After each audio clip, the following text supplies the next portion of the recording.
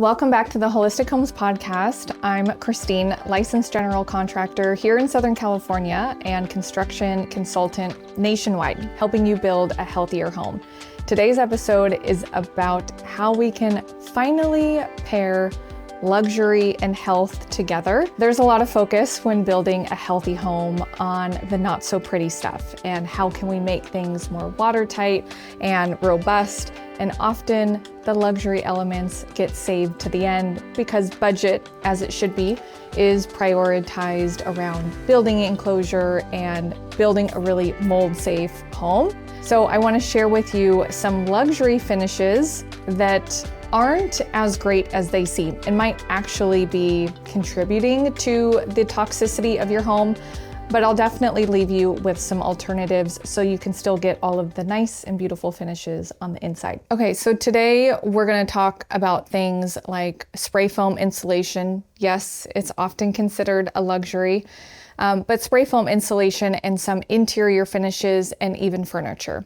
So to start off, let's address spray foam. It is a big topic in luxury construction and just in standard typical construction that's being built today. The reason it's considered a luxury finish is one, it's gonna be 2 to 4 times more costly than a traditional batt insulation, but it's also really marketed as a luxury or upgrade because it is doing something really well, but also plenty of downsides. So what it's doing really well, spray foam insulation is often used as like a one and done type of solution. So it's air sealing really well. It's providing really high R value. So you're getting a lot more insulation for your square inch. And it's also in some cases providing a really continuous thermal envelope. There's a lot of downsides to it, but something important to note is spray foam insulation is not a one-to-one swap for any other type of insulation. So I preface this all with, if your plans and during your designing with your architect and your team, if those plans include a specification for spray foam insulation, it's going to be really challenging to swap that out mid-construction. So we always start in the planning stage because we want to make sure that your expectations are in the plans, but also the feasibility of changing out materials is much more challenging during construction. So spray foam has come out with a couple of variations because it's gotten a lot of pushback from consumers because of its toxicity. It is not an inert product. Really, nothing in construction is completely inert, but spray foam has gotten really creative with their marketing. So there's 2 main different types of spray foam. There's closed cell spray foam insulation and there's open cell spray foam insulation. So spray foam is used primarily as an insulation for exterior walls or used at the underside of a roof line if planning to do a fully sealed and conditioned attic.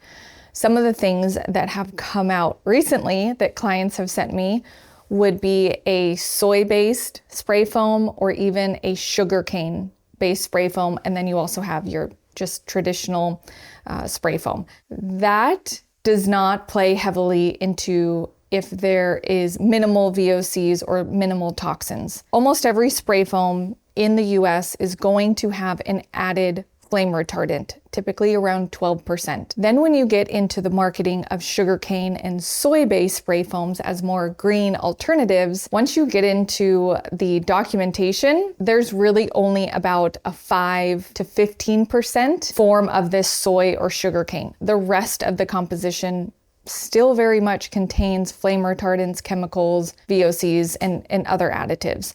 So I caution if you find yourself going down the rabbit hole of greener alternatives to spray foam, because it's not just the chemical composition. The other concerns with spray foam come from trapped moisture. In some cases, if using a closed cell variety, it's also acting as a vapor retarder. There's some concerns out there with spray foam that it's also delaminating, pulling away from framing. And the biggest concern of them all is improper mixture.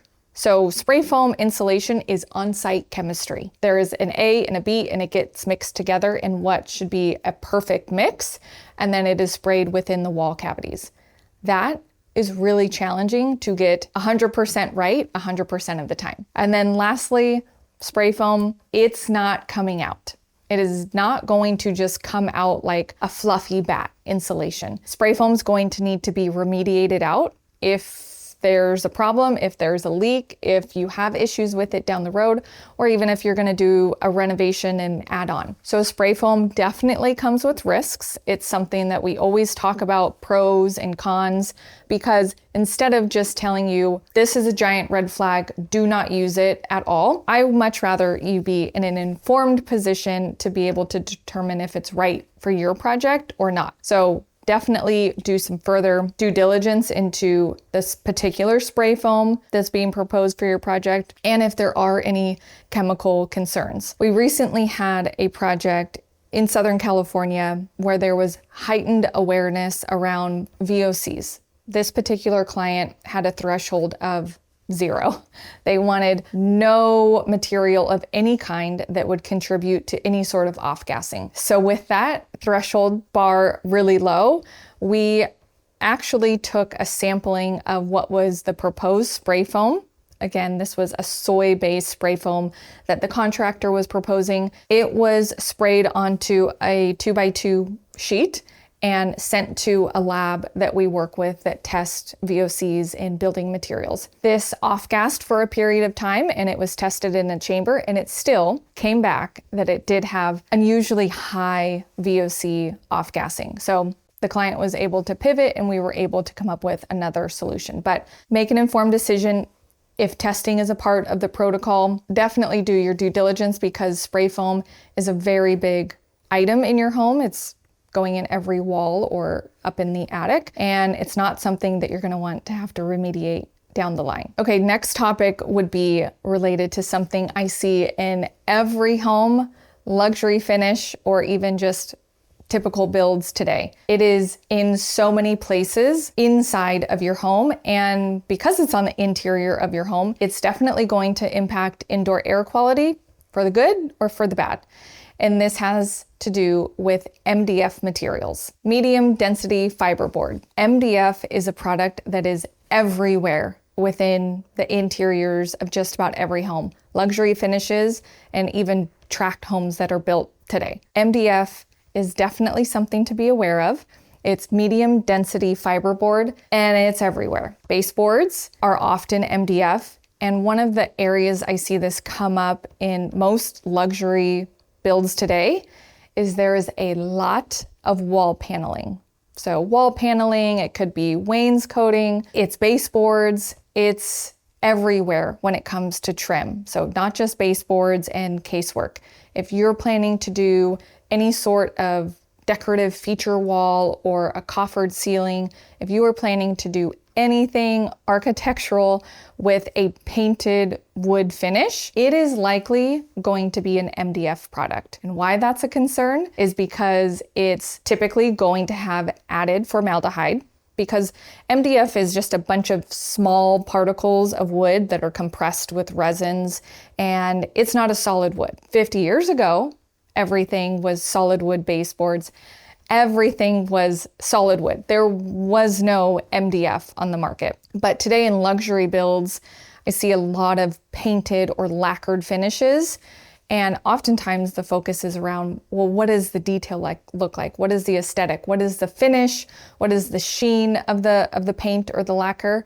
But nobody's really asking the question of, how is this going to be constructed? So when it comes to MDF, there's a few concerns. One, the sheer volume and amount of MDF that's going into the home. Because again, this is a part of the interior space, and so it's contributing positively or negatively to the indoor air quality.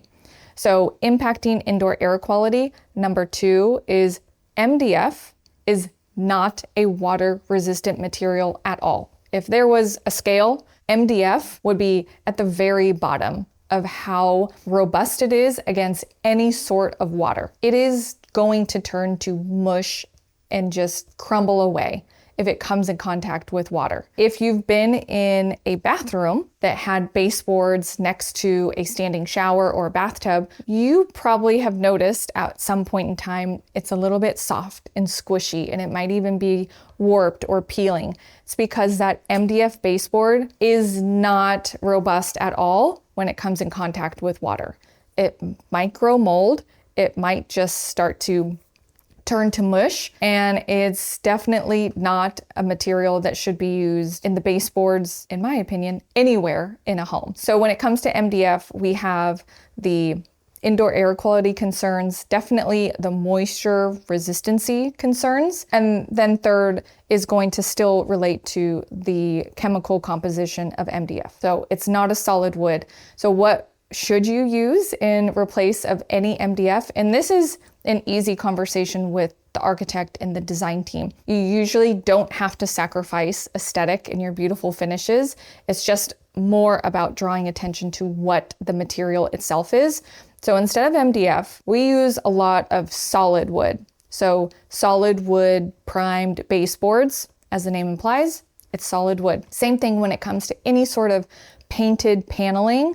That's often a solid poplar type of wood. Poplar is a painted grade of wood, but definitely get into the specifications of what's behind all of this pretty wall paneling and baseboards. Next, we need to talk about wallpaper. With the influx of Studio McGee and Magnolia homes, it seems like wallpaper is just a design aesthetic in every home, and typically in the wrong rooms of a home. So there's a couple issues when it comes to wallpaper.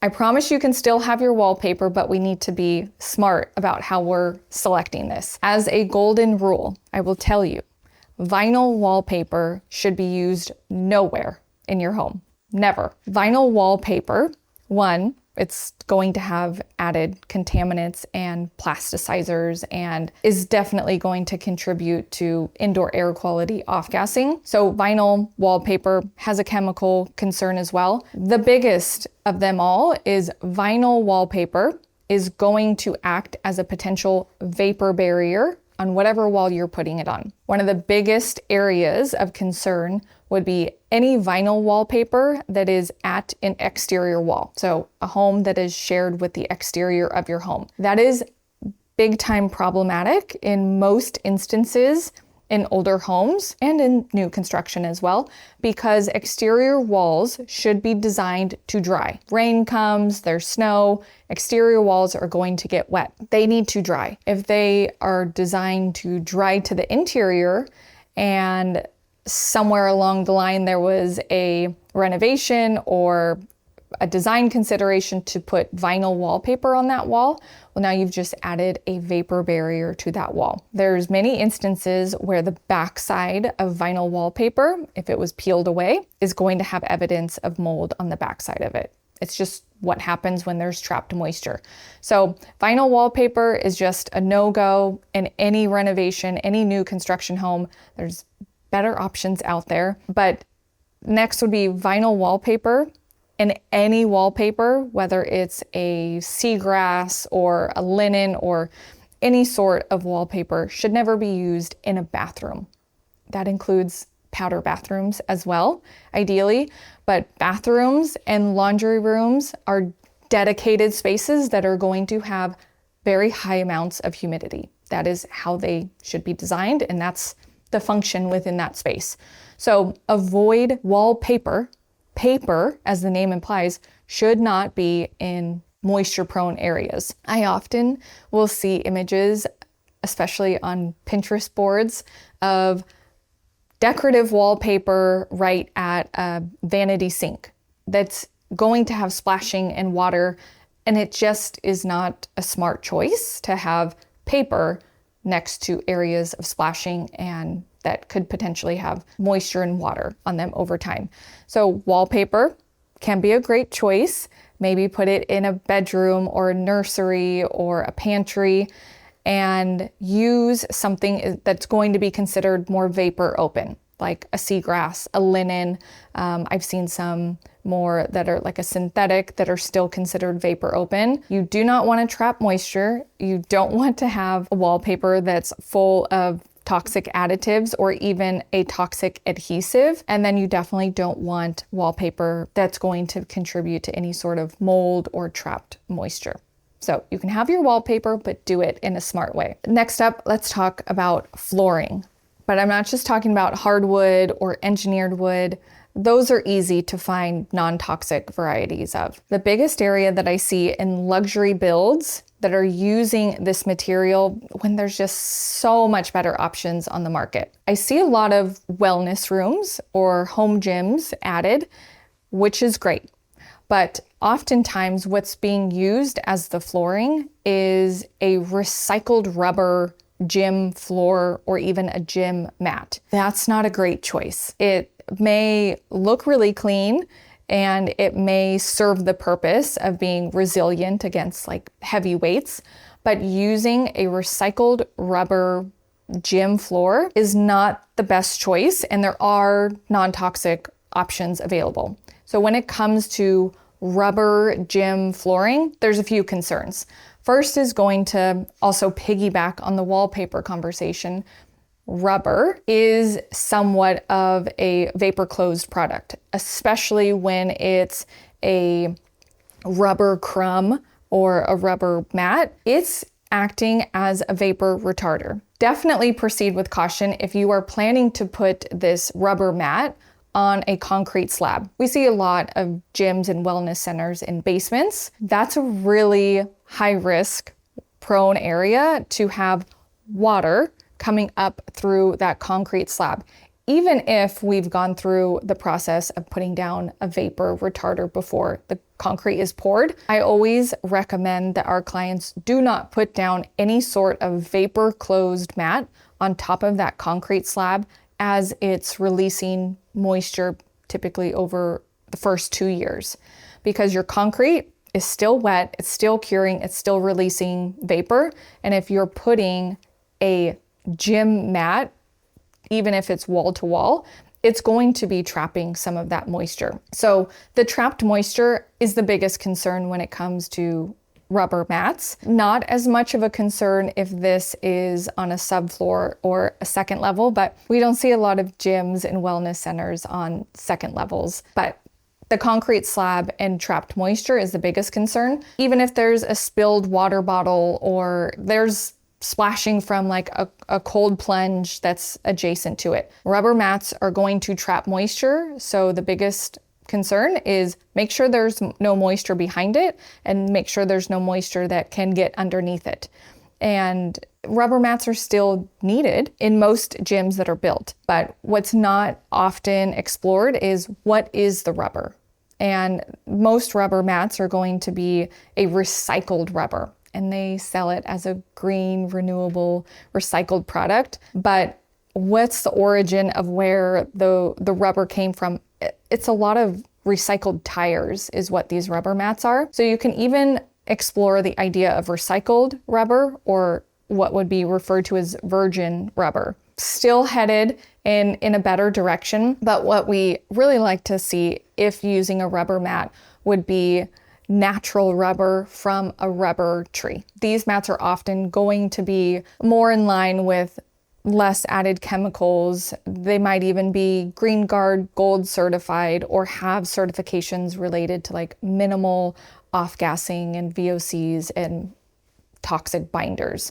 But rubber mats do come with that kind of two-pronged approach of making sure that it's not trapping moisture and that it's, again, not having added chemicals to it. So that's how you can have your beautiful wellness center without having a big concern with the resilient flooring that's being laid throughout. There's other things that we like to consider that can be placed underneath it so that it just constantly being able to have airflow moving below that rubber mat, but it's pretty specific to your unique use. Okay, and then last up is one that probably many of you are aware of, is toxic chemicals added to cabinetry stains and furniture. This is still really common and not always avoidable, but something to be mindful of, and definitely can contribute to having indoor air quality issues, because a lot of these luxury homes are going to have a lot of cabinetry.